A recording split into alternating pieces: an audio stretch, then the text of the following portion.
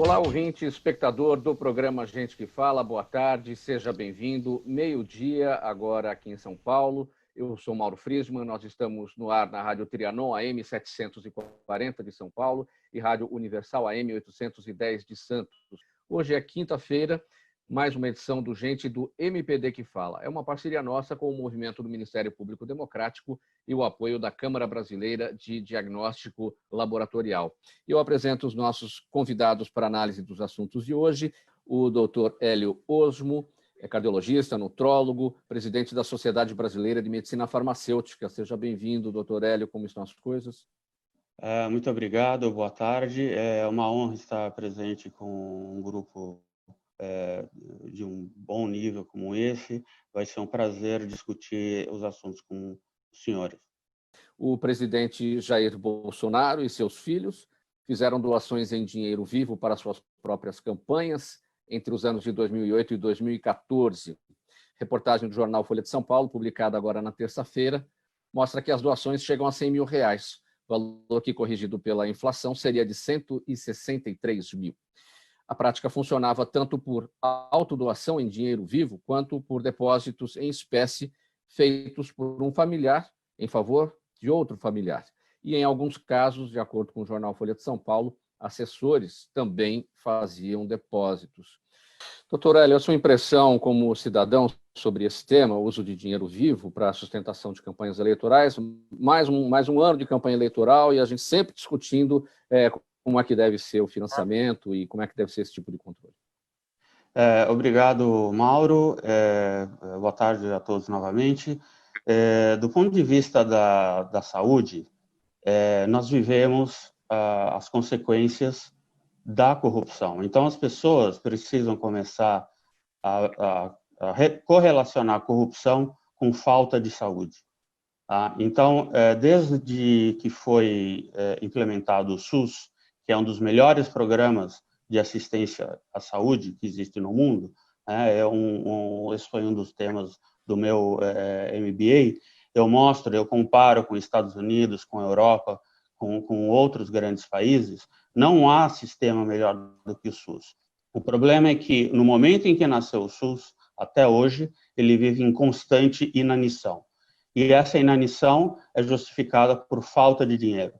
Só que não faz sentido nós olharmos tanto o uso de dinheiro para campanhas eleitorais ou para outras finalidades e ver o SUS da maneira como ele evolui.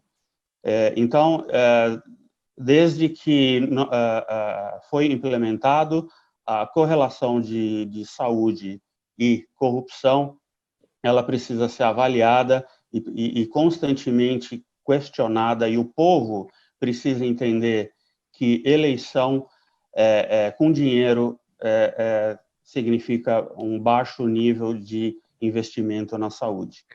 Nosso próximo tema agora, 12h16, é o seguinte: mesmo com a pandemia da Covid-19, parte das convenções partidárias foi marcada por aglomerações e por atos de rua em clima de micareta. A maior parte dos casos aconteceu em cidades pequenas, onde as convenções são vistas como uma demonstração de força junto ao eleitorado. As aglomerações têm sido um dos principais focos de preocupação nas eleições e foram, inclusive, um dos motivos centrais que levaram o TSE a adiar as eleições de 7 de outubro para 15 de novembro. Vamos pegar aqui pelo aspecto sanitário, e eu vou com você, doutor Hélio, em relação a essa questão. Aglomeração, seja em ambientes fechados, nas convenções, ou seja, nas ruas, nessa espécie de micareta que as coisas estão se transformando. Tem um caso aqui, Sirinhaém, cidade pernambucana, a 76 quilômetros do Recife. Lá, o prefeito Franz Hacker, ele participou da convenção do candidato à sucessão dele e depois saiu em seguida pelas ruas com a multidão e até pegou uma máscara que estava no rosto de uma das pessoas lá da multidão e vestiu para tirar uma foto. Normalmente a gente diria sem comentários, né? Mas vamos ter que comentar isso.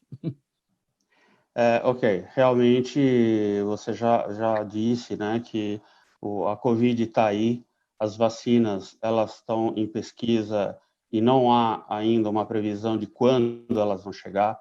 Então, aglomerações, a falta de uso de máscara, a falta de obediência da higiene necessária para nos protegermos é extremamente perigoso. Só que, novamente, né, movem muitos interesses, reuniões são marcadas, as pessoas são convidadas, quando houve a abertura dos bares, as pessoas foram para os bares, não se preocuparam muito com a proximidade, e por outro lado, existe uma preocupação de que as escolas não devem ser abertas, né? Então, o ser humano é isso, o ser humano ele prioriza assuntos e são influenciados pela mídia e pelos políticos. E, infelizmente, isso aconteceu no Brasil e nós pagamos caro por isso. Os políticos, eles, em vez de priorizarem o combate à pandemia, eles priorizaram reuniões, priorizaram as eleições, priorizaram os interesses, enfim, isso é a consequência, nós vimos aqui. Hoje mesmo eu vi uma análise do que aconteceu em Manaus. Manaus foi uma cidade no mundo que menos obedeceu as determinações de proteção da pandemia, e simplesmente hoje nós temos 60%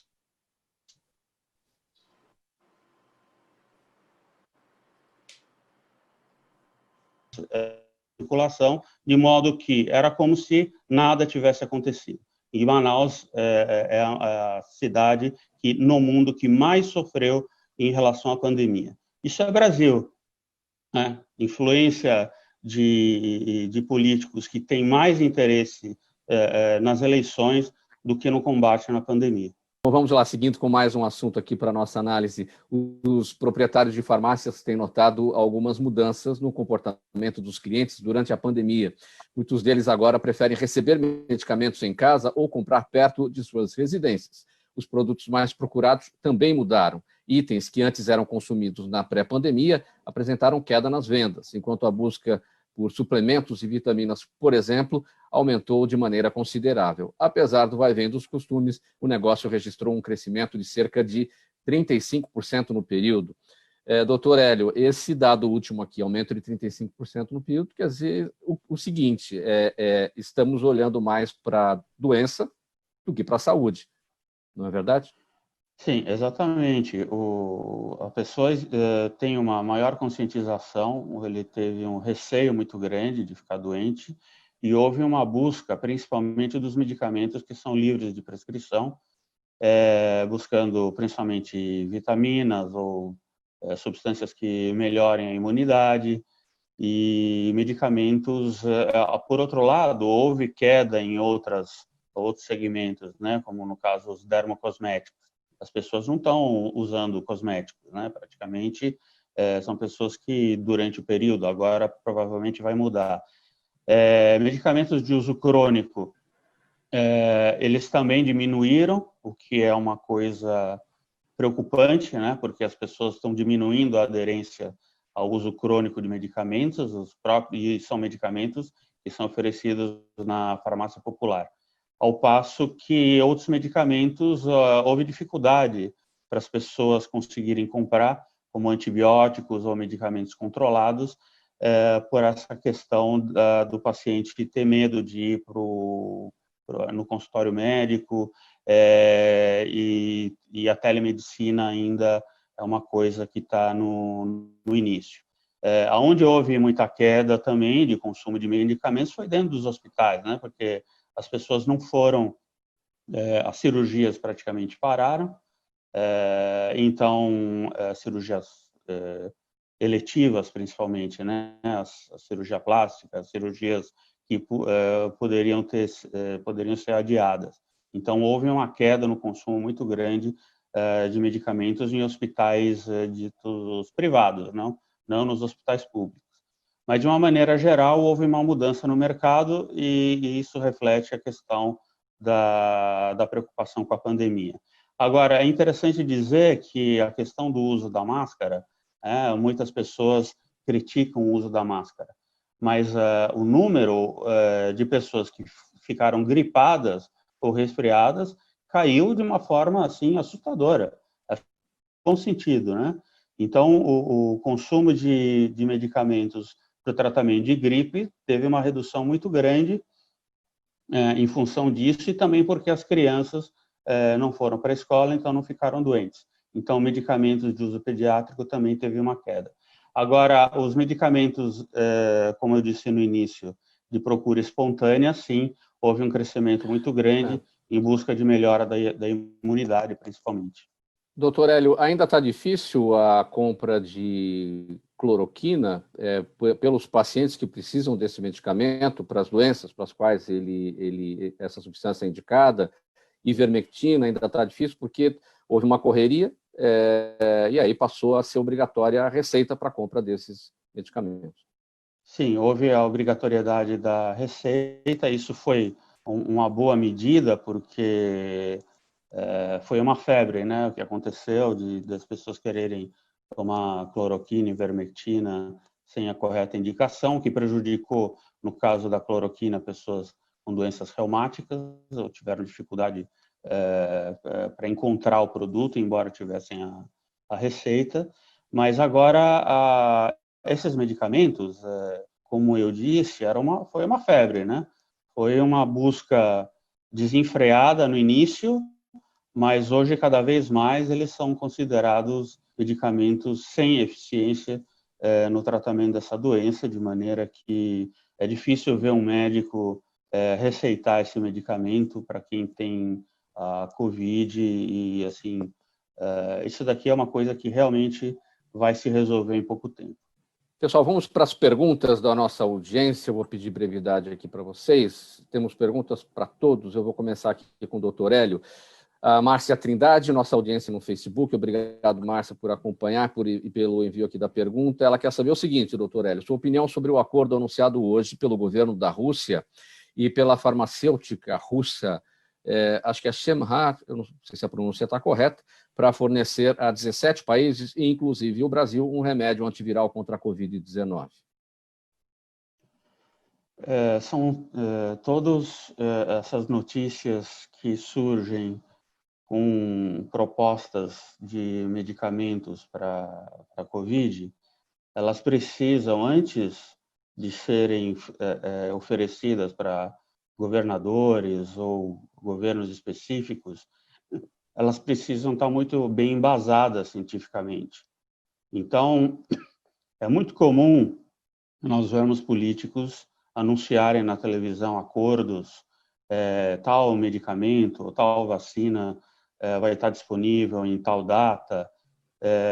A gente espera que os dados científicos eles sejam mais convincentes, né? Então, ficamos muito céticos, né, com uma notícia dessa, principalmente de países como a Rússia ou a China, em que não são transparentes na divulgação de seus dados, né? A própria vacina russa ou a vacina chinesa, nós temos a necessidade, nós temos a necessidade de ter mais abertura nos dados para a gente entender melhor em que ponto está o desenvolvimento desses medicamentos ou vacinas, antes que a gente possa poder fazer uma recomendação mais segura. Obrigado pela presença de todos nesta edição do programa Gente que Fala de quinta-feira, hoje em parceria com o Movimento Ministério Público Democrático e o apoio da Câmara Brasileira de Diagnóstico Laboratorial. Obrigado pela audiência. Tchau, tchau. Até amanhã.